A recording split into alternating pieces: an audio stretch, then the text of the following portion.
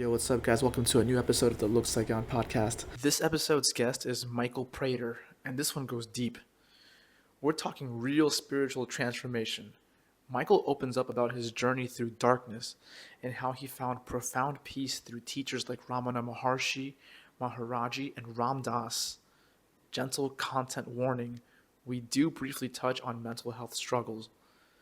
Michael and I actually met in a spiritual Facebook group run by Stormy King, who you might remember from episode 75 of the podcast.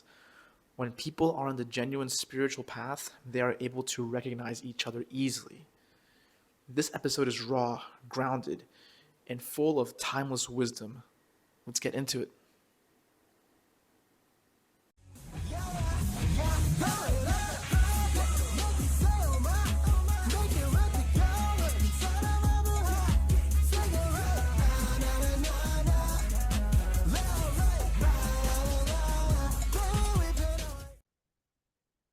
Hey, how's it going, man? Yo, what's up, man? It's been great. Enjoying my backyard. It's a lovely day today in California. Oh, sweet. Which city are you in? I'm in Pleasant Hill. I'm right outside of San Francisco.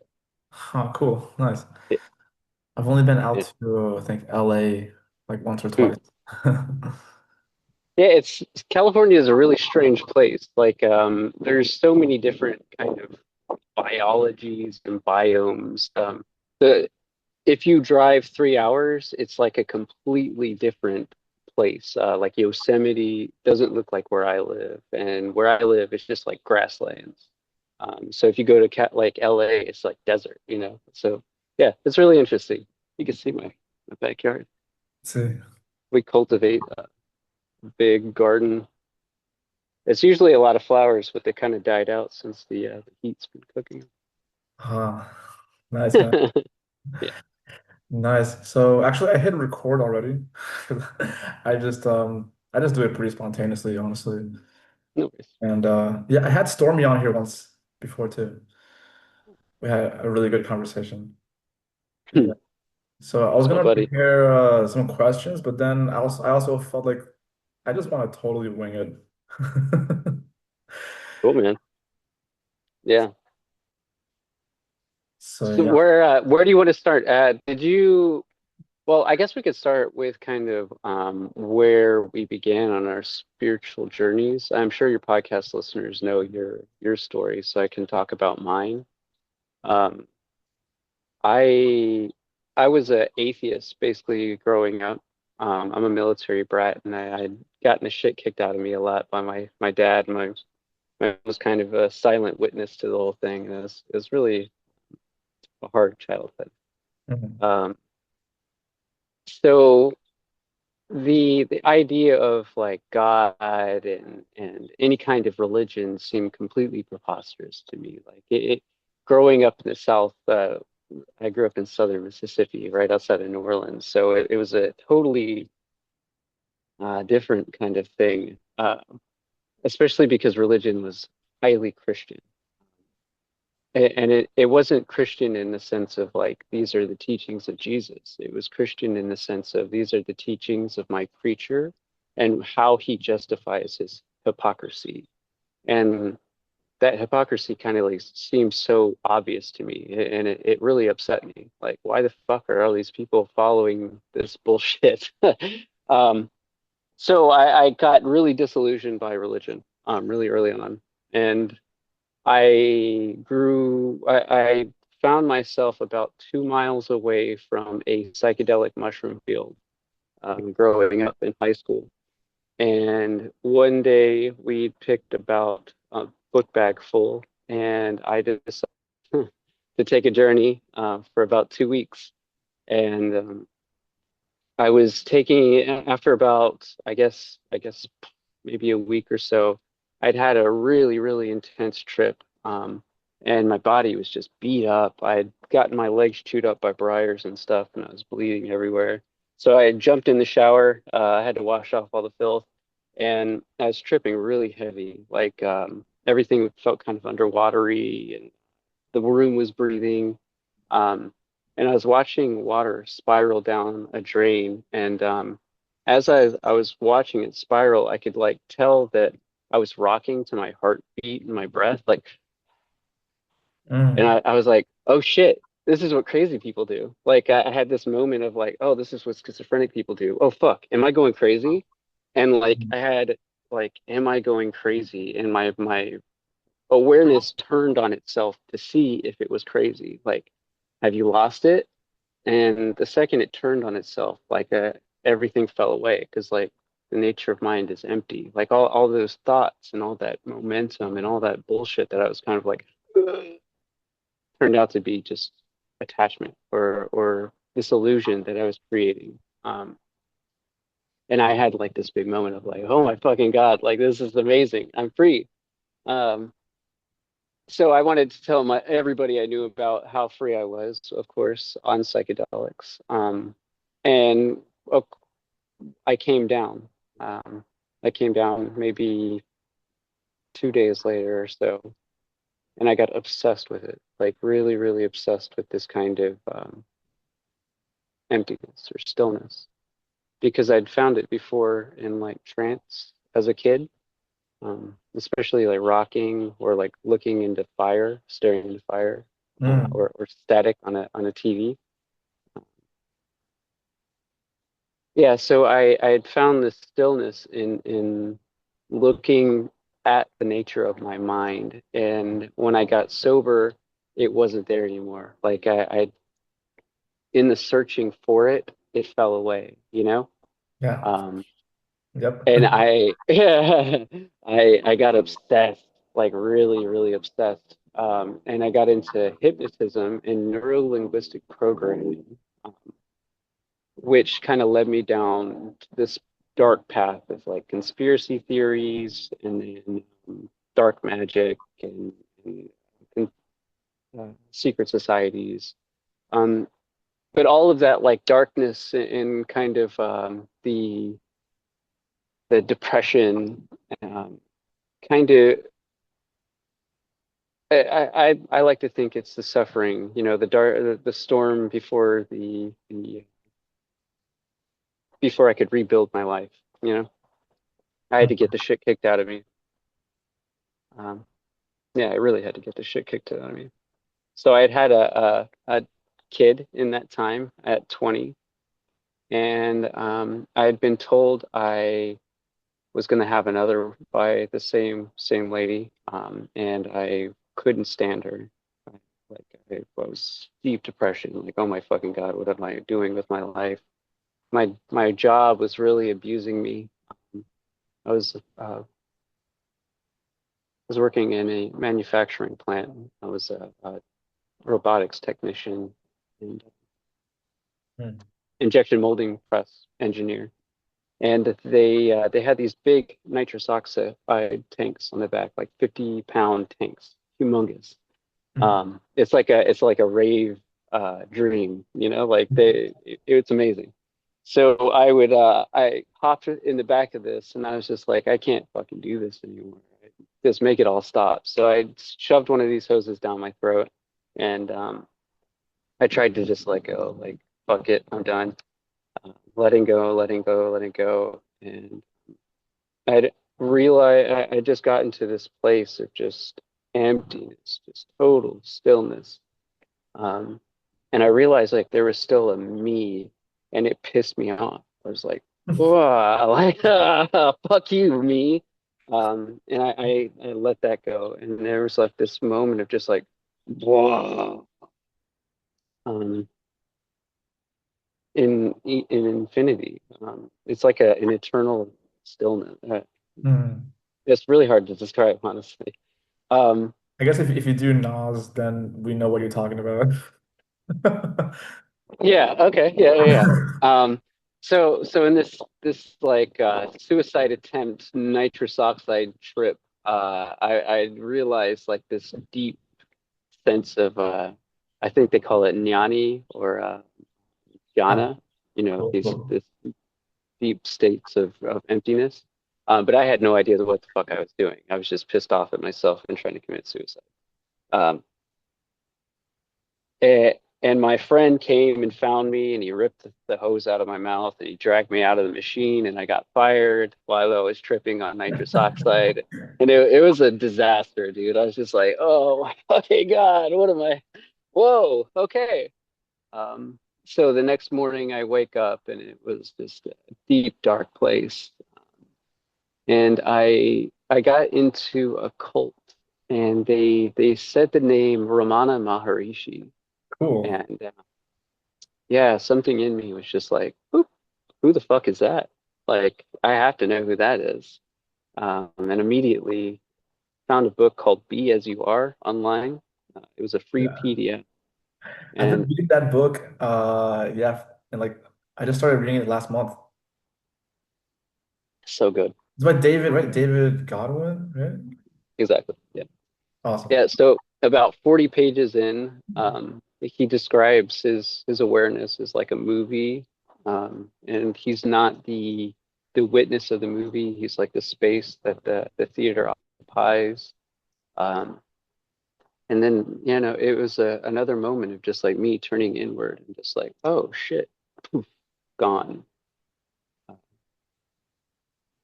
Big, just emptiness, real stillness. But it was the first time I found it sober, which Mhm. was really good. Mhm. And after that, I, of course, got really obsessed with it. The stink of enlightenment. Had to trap it or something. And so for about 5 years or so, I got really locked up in emptiness, just like trying to stay here, stay here, stay here. And I was a terrible dad, really abusive husband. So even enlightenment doesn't fucking fix shit, really. I think Ram Dass said, if you're an asshole and you become enlightened, you're uh, it's true. Um, so yeah, I didn't have a whole lot to to work with in terms of like faith or love or happiness or joy. It was just all like cutting, cutting, cutting. Abide in stillness, return to the nature of mind. Um, it was good, and I feel like that was part of the process. Mhm. But it's also kind of um, a trap. It was a big trap because I thought I was doing it. I was like, but thank God I wasn't on social media telling people how to do things. Oh, Jesus Christ, that would have been really. Um, How did your um, family react when you would try to explain these things to them? Believe it or not, I was an isolated kind of island, which I hear is pretty rare. After it happened, I just kind of kept it to myself. Mm. Yeah, I've been kind of like that all my life, though. I haven't really had a lot of people to explore realms of mind or anything like that, except for with myself. So Mhm. it's been a blessing and a curse. I'm my own best friend, so I guess on my deathbed, I'm in good company. True. But it's a lonely existence, right? Mm. So where would you say you are now? Like, where has this spiritual journey taken you?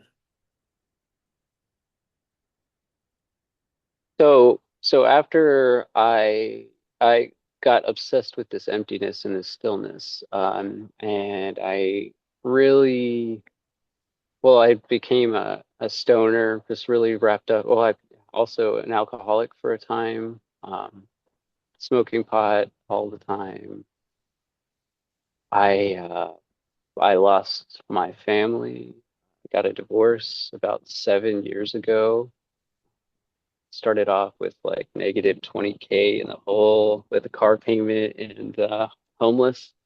Wow. So yeah, it was really rough, honestly. But it was the suffering that kind of like turned me towards God in a way that I hadn't been before, where I thought I was doing it.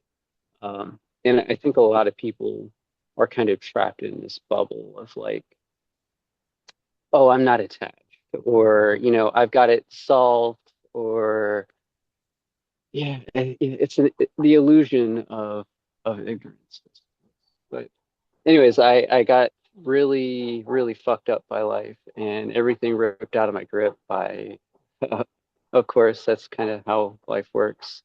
And I found Ram Dass in a Duncan Trussell podcast. Cool. Uh, yeah, and he described Maharaji taking LSD Yeah. and it not moving his consciousness. And I was like, well, that's fucking weird. Like I've taken a lot of LSD, man, and I've never not moved or like that. That's how do you do that? So it really interested me. And then I found, the teachings of suffering is great. And that was just like, oh yeah, aha, that's it. It's karma yoga. Like this entire life, this incarnation and all the suffering that I've actually had to go through are the lessons that have helped me not only realize the nature of myself, but realize the nature of reality and help me fall further in love with every moment. Not just the good moments, because it's really easy to practice when you're comfortable. It's really easy to think that you're an enlightened master until your mom dies, and you're having to face that barrel of just like, oh, dude, so you really don't have attachment, huh? Like, no Mm. tears, no tears, no stories, no nothing really. Um, and I think being able to balance the two of like realizing the truth of karma yoga, and falling in love with the nature of God and the nature of like light and dark, and realizing that like in the moment of my suffering, it's really just the fierce grace of love, of love, and being able to be part of that love is kind of a big gear to shift into, or perspective to fall into. Um, and if I can't do that, I cut it with emptiness or stillness or abide in the nature of mind and just kind of open, loving awareness. So I guess if to your question, like where or what has it gotten me? It's helped me fall in love with the moment, Mm. and not be so wrapped up in my bullshit and my pain and suffering, and all the people around me's pain and suffering, because that's actually the hard part, is watching the people I love die, or deal with things that you just want to fix and you can't. you know you can't. You just have to watch it. Mm. Yeah. Yeah. What is something How that about you you? wish, oh yeah, I was going to ask you real quick. What is something that you wish more people would realize?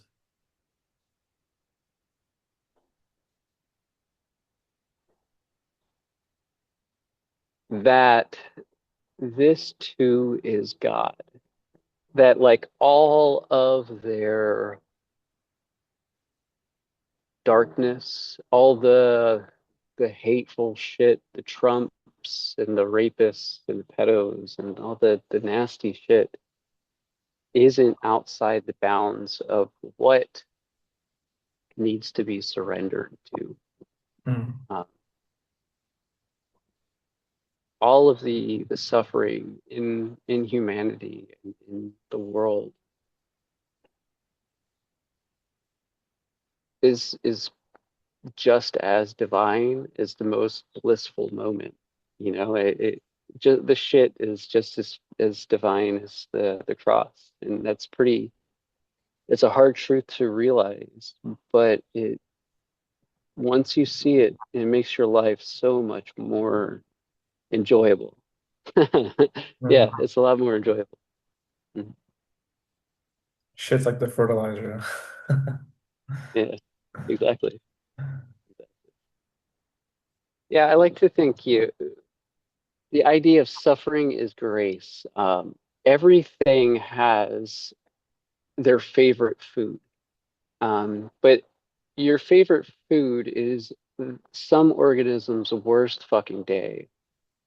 Like if your favorite food is a salad, to that head of lettuce, it's a really bad day.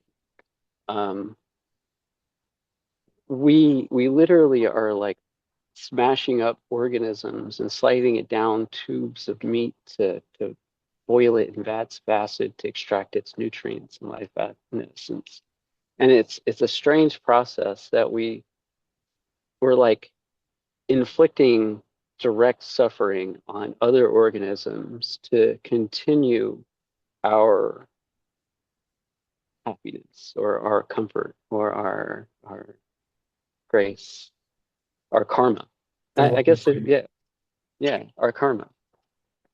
And it's a really strange process, to be honest with you. So all of this suffering that we're inflicting is the grace of God to continue. Um, it's a big mercy on us,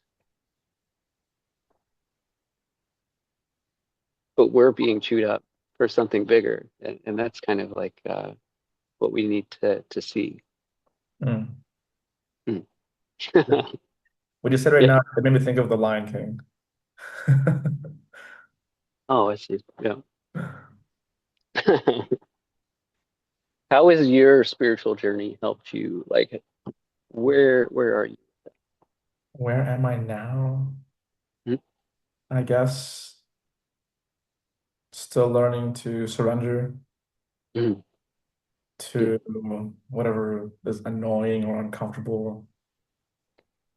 And it's usually something new every time. mm, Um, yeah, I think having or being in a relationship helps a lot because it can be extremely annoying, as you know. mm, And I have this feeling sometimes that maybe a relationship is harder than being a monk because mm. you're dealing with like two shadows at once. Yeah. Yeah, I think Buddha honestly prescribed a life of celibacy and solitude to literally subject a monk to extremes, to weed out the nonsense, like to literally have this incarnation totally subjected to practice, where the life of a householder, he said it's like cutting through a jungle, cutting a new path through a jungle.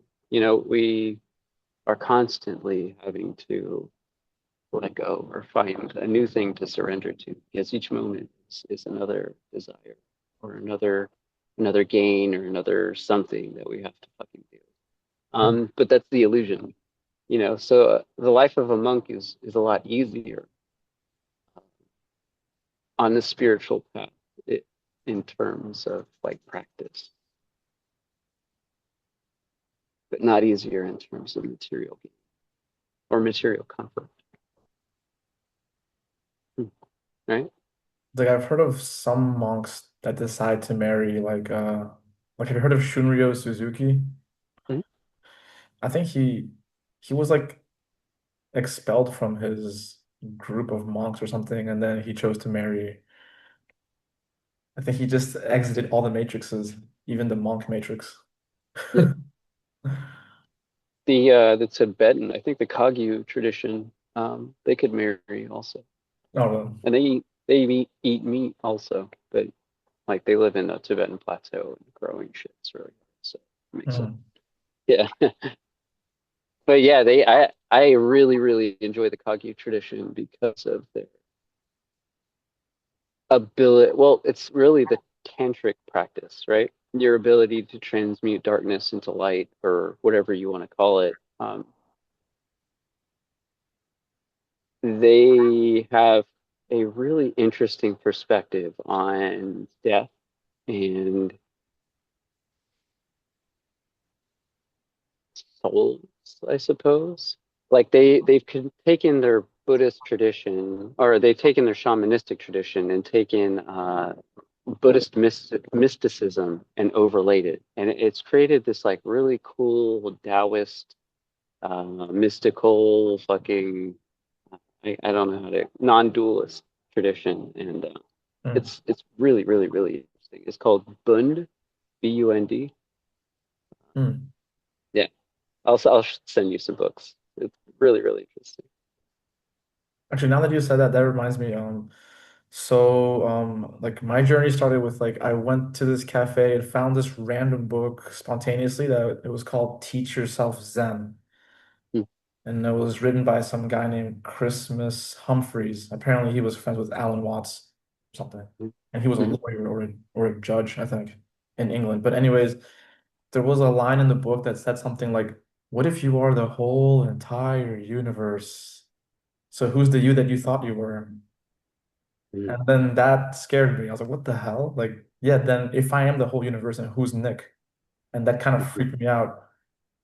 But also I enjoy scary movies and stuff. So I was like, okay, I'm curious. I'm gonna find out what the hell this is. And so I asked this monk that I knew, like, what is Zen? He invites me to his pagoda. I went there, I met with him. There was a group of girls with him also hanging out. We just played guitar, drank soup, just chilled. And at the end, he just gave me a bunch of books to read. He didn't even talk to me about Zen at all. He just said, "Take this and read it." mm, So I did that. Also, one of the girls in that group became my girlfriend for like 3 years. Like it was just like it feels like destiny or something, right? But mhm, the books that he gave me were Power of Now. mm, There was Beginner's Mind by Shunryo Suzuki. The Ending of Time by Krishnamurti. mm, And like pretty much Krishnamurti was the one that hit me the hardest. And I was like in a Krishnamurti rabbit hole, like, okay, I'm gonna get enlightened if I just read enough books. And I went like as hard as I could for about 2 years mm. and it's like burnt out, like mentally, physically, just burnt myself out. And luckily by that time I had found like a spiritual mentor here in Vietnam. And when I told him, I was like, damn, my head hurts. And he's like, why? And I'm like, I'm reading all the Krishnamurti books. And then he was like, why don't you just chill out? Mhm. And then I was like, I forgot that was even an option. Yeah. Yeah, why don't you just like experience the stillness he's talking about? It's like, oh fuck. Yeah, I was like stuck in a hamster wheel. Mm. Yeah. But for like Yeah. the first year of me like studying these things, I didn't find anyone else that I could talk to about it. It was just me and my girlfriend at the time. And we just called it that thing that we like to learn about. We didn't even know the label non-dualism or whatever. We Mm, just called it like we found this pattern, like this pattern keeps appearing in all these books, and the pattern that we found was the pattern of no self. mm, And I was like, why does this pattern keep appearing in different books from different time periods in different cultures? Like, what is this no self thing? And yeah, I just got like totally obsessed with it. mhm. My false self got obsessed about learning about no self. Well, that's it. Yeah. I mean, the second you find out that you don't have a self and you see it, you become like obsessed with it. Or well, you become obsessed with the relief and the union it provides. Or like, Yeah, it's like fuck. drugs. Yeah, it's like a drug, exactly. Yeah. Yeah. Yeah, I remember, especially when I first realized it, I was just really fucking obsessed with it. Um, I got really into what's his name, Eliphas Levi, who's a Western magician. Aleister Crowley, also a Western magician. Thich Nhat Hanh. Oh yeah. Yeah, so I was getting like completely opposites. And this guy named Tenzin Wangyal Rinpoche, who wrote a Mhm. book named Awakening the Luminous Mind. It's one of the best, like, cut and dry, very Krishnamurti, like, he doesn't use a lot of the vocabulary and a lot of the caveats that spiritual teachers like to use. It's very like, okay, come to your mind, realize that there is no mind, like it's not, become a Jonah, blah blah blah blah blah. Mhm. It's really, really good. Um, but yeah, I realized like, oh, there's so many people that have it's like being part of a secret club or something, Mm. or like learning a secret language. You're like, oh yeah, I get I'm on the inside of the joke finally, Mhm. and things start making sense. And then you get like, I got obsessed with trying to reform the Christian church. Yeah, like reading the Sermon on the Mount. I was like, oh my God, like why are any Christians the way they are? This absolutely ridiculous. Modern Christianity is not what Christ was preaching. What the fuck? Mhm. Yeah. So that was a good 10 years. Yeah, I feel like I love and trust Jesus more now than when I thought I was Catholic. Mm. Oh yeah, absolutely. Because before I was just like worried, like, oh God, what if I like, upset God, or what if Jesus punishes me or whatever. But yeah, those thoughts are all gone now. It seems silly. Exactly. Yeah, I went to Easter Mass in a Catholic church this year, and it was really interesting because you could see a lot of the people, especially the younger people, are just kind of going through the motions, blah blah blah blah blah blah, and I'm just like, uh, they're feeding Jesus the sacrament or whatever, and I'm in tears, and I'm like looking around like, oh my God, I'm such a fucking idiot. Like, I'm the only one crying here. What am I doing? Yeah, a lot of fun, honestly. Like, I used to get really angry, like not only at Christians but also Buddhists, and also Hindus.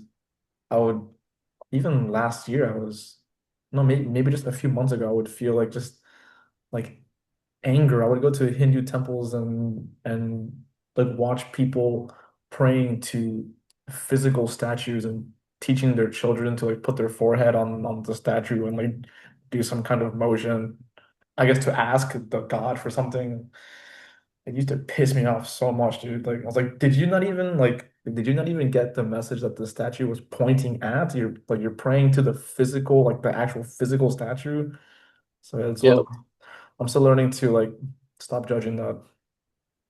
I recently went to the Taos ashram, and watching people get blessed, and they're like really greedy about it. They're like, "Oh, give me those flames, give me that," and it's just like, "Ooh, that's gross.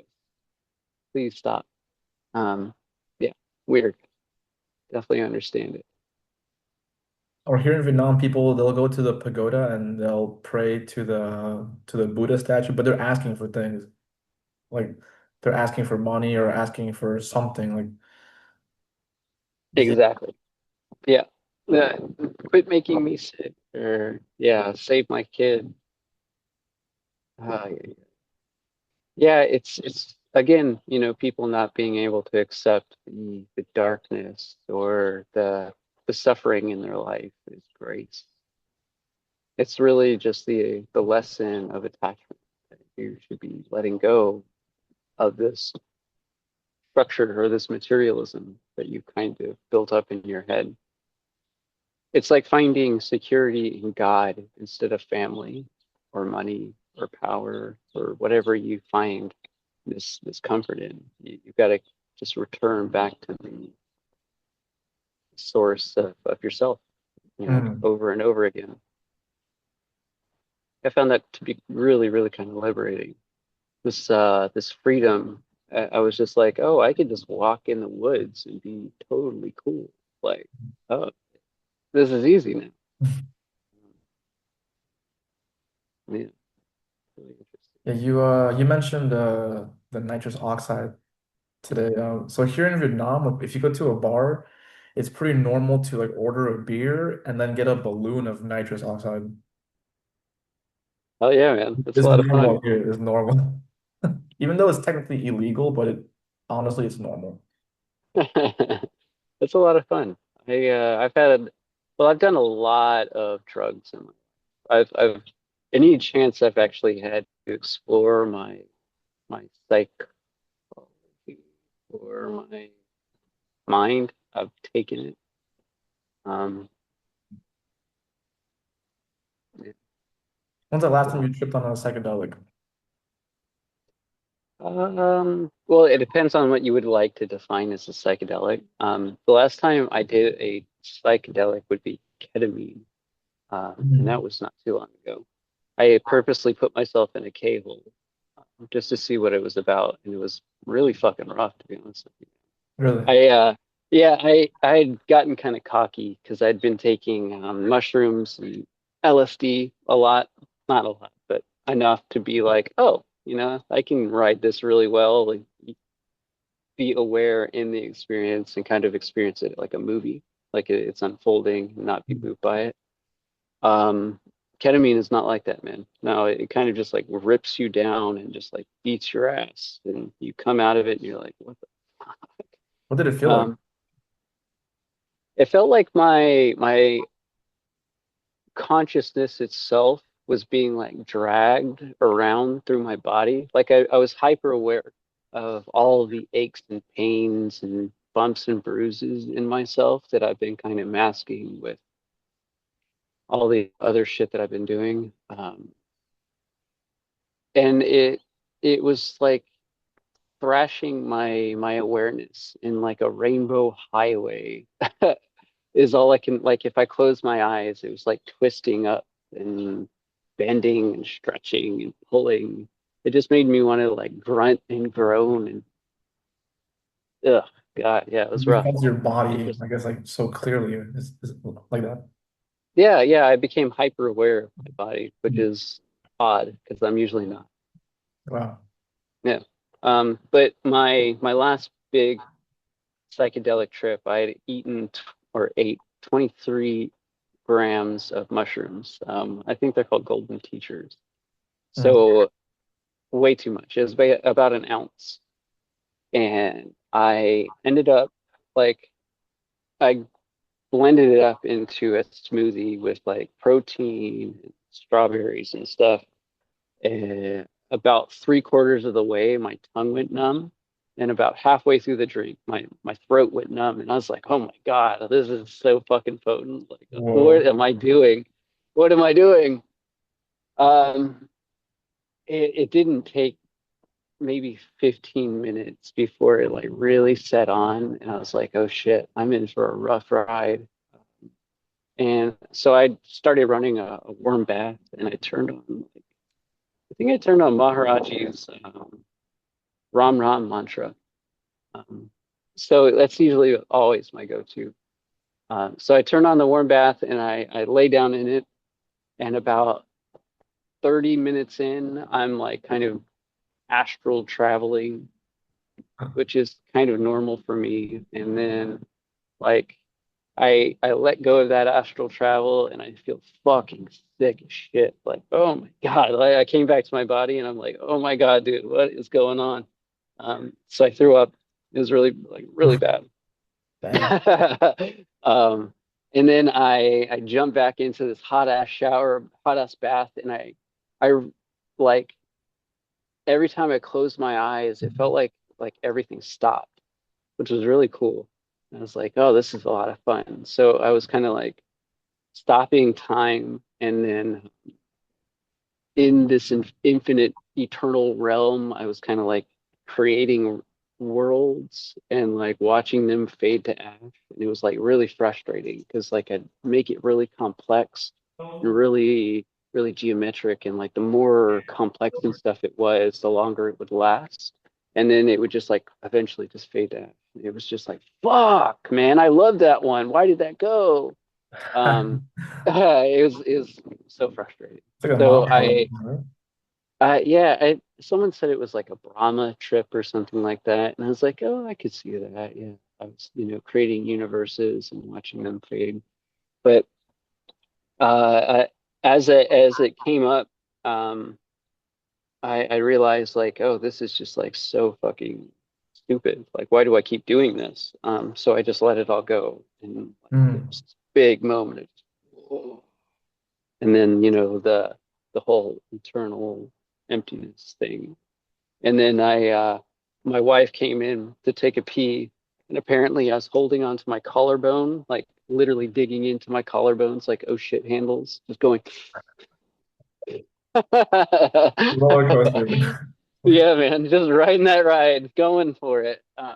Yeah, it was a really interesting trip. I've done a lot of inner work. Um,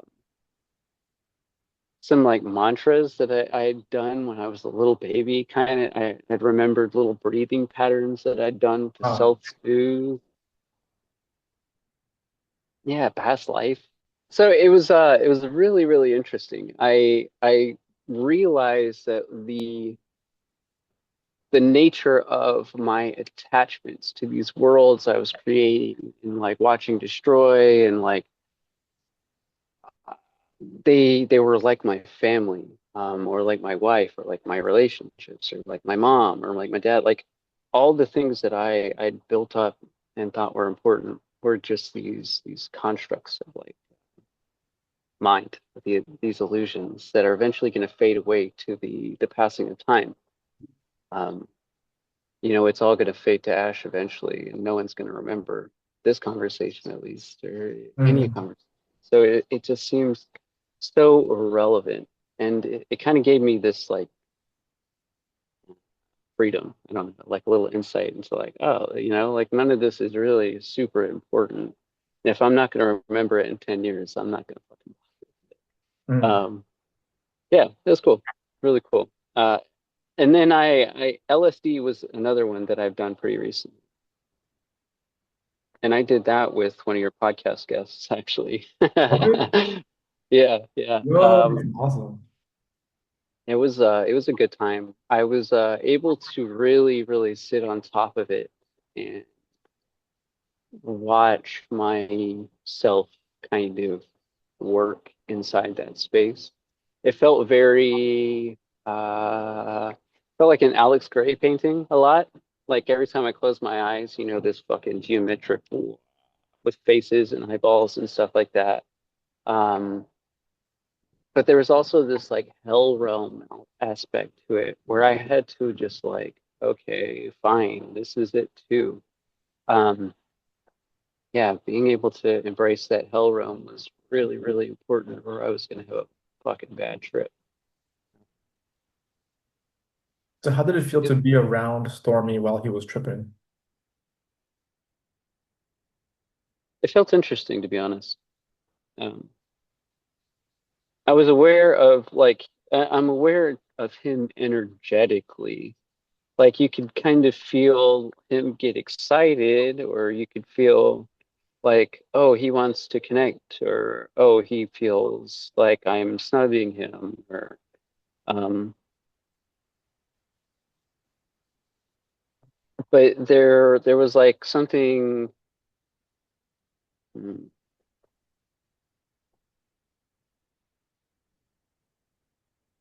there was like a an elephant in the room, right? And the elephant in the room was like nothingness, or stillness, or emptiness. And all I could do was just hear this like deafening silence, just blank, and all he could do was like play Krishna Das, or like here's the deep field thing, or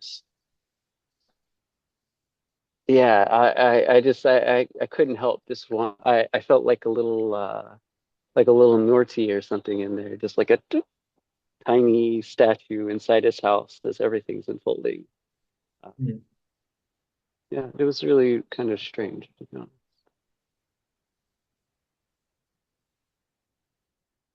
But LSD is also really kind of strange. Yeah. And the last time I did LSD was like about 2 months ago before visiting my hometown. I did it here in Vietnam. And but just a half dose. I hadn't done it for many years though, so like it hit pretty hard. Interesting. How were you able to work with it? Like, did you find an underlying, like, I don't know, for me, LSD kind of removes a layer of chatter that seems to be obvious, but it replaces it with kind of like a funhouse mirror. So like not only am I a lot more aware of my awareness, like I'm kind of abiding in stillness kind of by default, but I'm watching a funhouse unfold. So it's kind of hard not to play with the funhouse, but I don't know. Like were you able to kind of see the stillness or Like I don't really get many visuals when I trip, but actually when I closed my eyes, I did see things. Like I would close my eyes and I felt like I'm looking literally into my mind, and it's like a factory.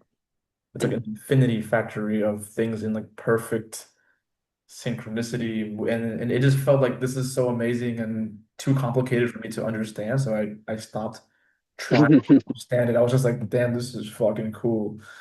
And then I just opened my eyes again. And but what I did feel was like I felt that like oh, I have anxiety, like that, like a mm, layer of anxiety. And then when I let go of that, there was like another hidden like base of anxiety that I wasn't aware of before. Like, and then I was like, mhm, wow, I gotta feel this too. I was like, okay, fuck it. Let's just feel it. And then like when I finished feeling all of that, I laid down, mm, like closed my eyes, and it just felt like all of reality was getting squished into a ball and thrown against a wall and splattered. mm, And it would just grow back into a ball and splatter like over and over, maybe for like 30 minutes. mm. And I was just watching everything get destroyed and created over and over again. Interesting.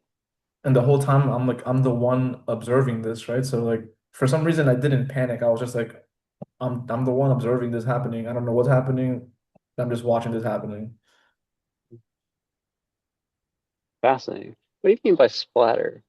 It just felt like it's paint. Like it's like almost like a ball of paint that Gotcha. someone throws against the wall and it's like, like Just melts. Oof. yeah.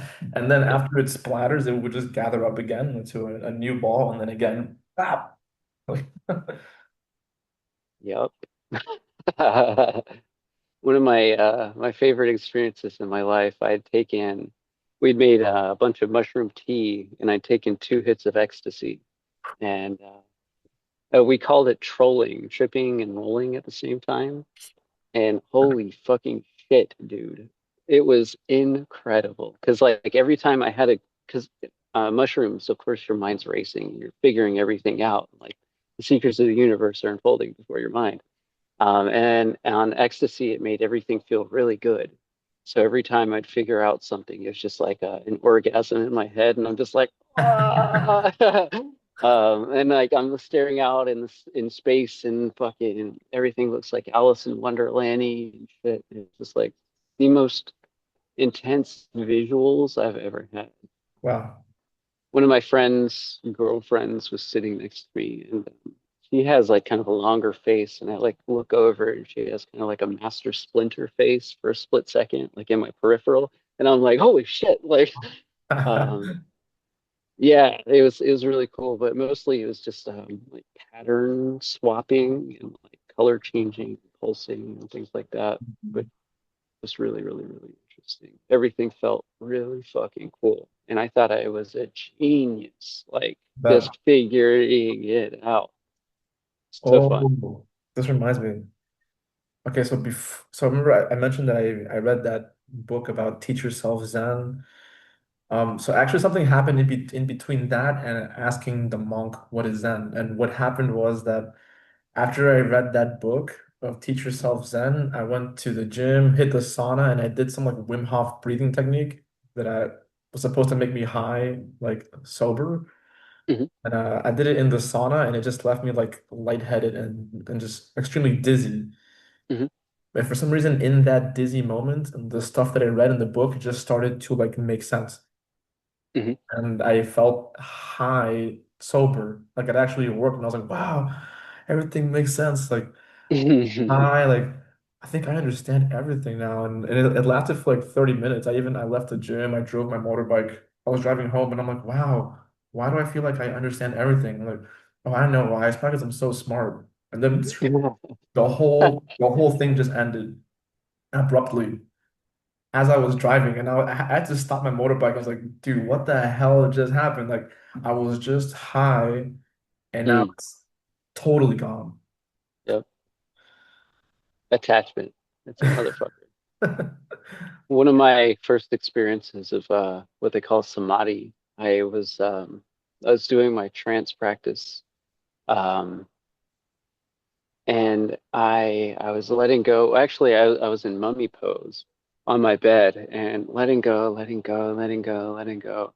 And I'd realized that like I was fucking gone for a while, and I had not breathed in for fucking ever. I felt like I was kind of like breathing in my skin. And I was like, wow, this is really cool. And I was like, oh fuck, I haven't breathed forever. Like, oh shit, like and like the whole thing just came crashing down. Like, like it was the most like spiritually amazing moment. And then boom, like, what the fuck are you doing, dude? Um, yeah, it was really interesting to be honest. Yeah. But there was like this moment of just like, oh yeah, wow, this is really cool. You can breathe through your skin now, and it was like, well, what? No. And then, the whole thing just comes crashing down, and I jerk right back into my body. Hmm. It's cool. Yeah, yeah. Really awesome. Those are that's kind of a strange thing working with trance, because that's essentially what like a lot of these realized masters are talking about is being able to disassociate from your body and keep your attention completely on God or oneness or union or whatever you want to call it. But like having the power of trance is pretty useful, but it's extremely dangerous if you don't have any control over it, especially if you're like operating heavy machinery Hmm. or like trying to do a job or like remember numbers or anything like that. Like, so I was doing a lot of Guru Kripa and basically, I'm trying to establish an imaginary friend every moment. I like try to remember Maharaji, remember Maharaji, remember Maharaji, bam, bam, bam, bam, bam. And I was listening to something, and it said like this little phrase of like just that's the thing, or something like that. And I was like, that's the thing, that's the thing. And I came to it like 4 lanes over in the highway, and I'm like, oh fuck, like oh shit, that was not good. Um, yeah, it was yeah, not good, not good. So you got to be really careful about like I guess attachment because that's all that was just be attaching to this disassociated state of awareness. Yeah, when you just Right. said that about the highway, this reminds me like in my hometown last month, I was driving the car and then I was thinking like, man, today life really feels like it's actually a VR video game. Like it actually feels like a video game. And right when I say that, I feel like I'm coming out of my body like from behind. Like I'm Mm-hmm. coming out and I'm like, no, no, no, no, I'm driving. I can't do this right now. Mm-hmm. Yep. Like it's Mm. this feels really cool and really fun, but I don't want to die. Yep. The first time I did that, I got really, really happy because I'd actually started getting into meditation to recreate LSD experiences. And I had heard about illusory world meditation, or it's something like that from the Tibetan tradition. And it's basically this little practice where you're letting go of your internal dialogue and your internal. It's a disassociated state. But then you eventually work your way to your vision, and the second you can kind of like work your way out of your vision, everything gets so fucking trippy, dude. Like Have you ever kept your eyes open for a long time and got like the afterglow effect and Mm. like things start pulsing and stuff like that? It's like that, but like everything's just like that. Um, so it's the first time I did it, I was at work walking down a street to get to this little box because I was a cable guy at the time. And like I was letting go, doing my little walking meditation.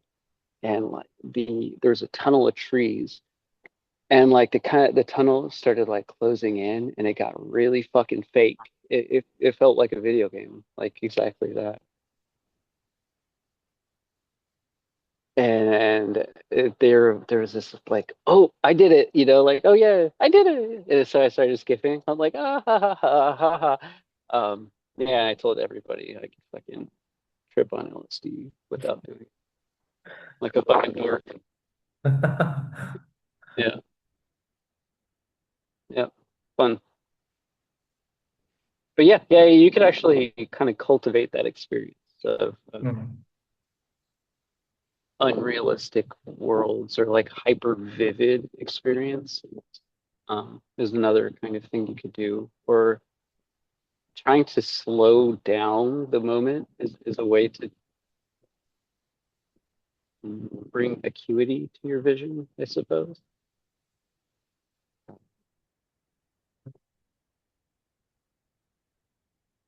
Yeah, there's a lot of little tricks that you can learn. I guess people have been doing this thing for thousands and thousands of years. So the longer you read and the more people you listen to, the more little ideas you pick up. And sometimes it's like, oh, what the fuck are they talking about?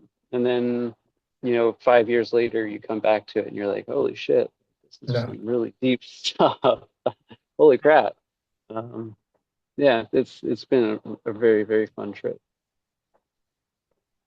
This is Very the fun trip, trip. huh? This is the the trip. Mm. Mhm. Every other trip now feels like the trip within the trip. Yeah, yeah, yeah.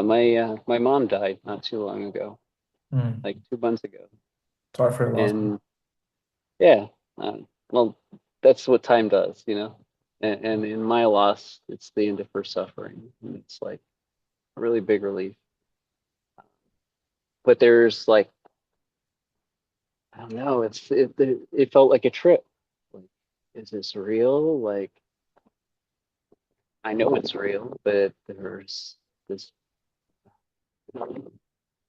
It's just a strange thing, man. Life is so strange. Yeah, Mm. yeah.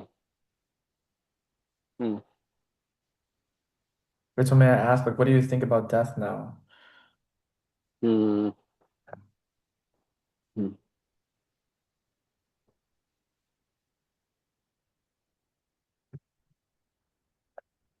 I think death is just the end of our body. Um, what that means to somebody is kind of on them. You Mm. know, how much I associate with my body is on me.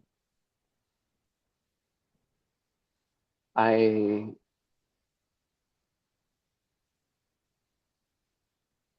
I don't know. I like to think that death kind of is a big relief.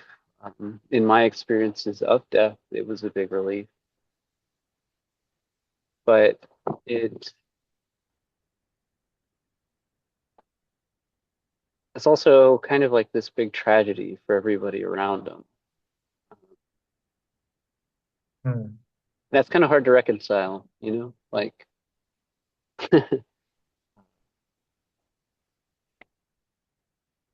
so I think the Hindu metaphor of, Brahma, Vishnu, and Shiva is my favorite metaphor for reality because it kind of encapsulates life really well.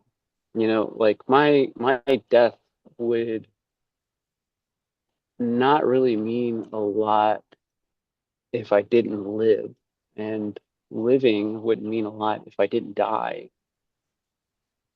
Um, And all of that needs to be sustained in love.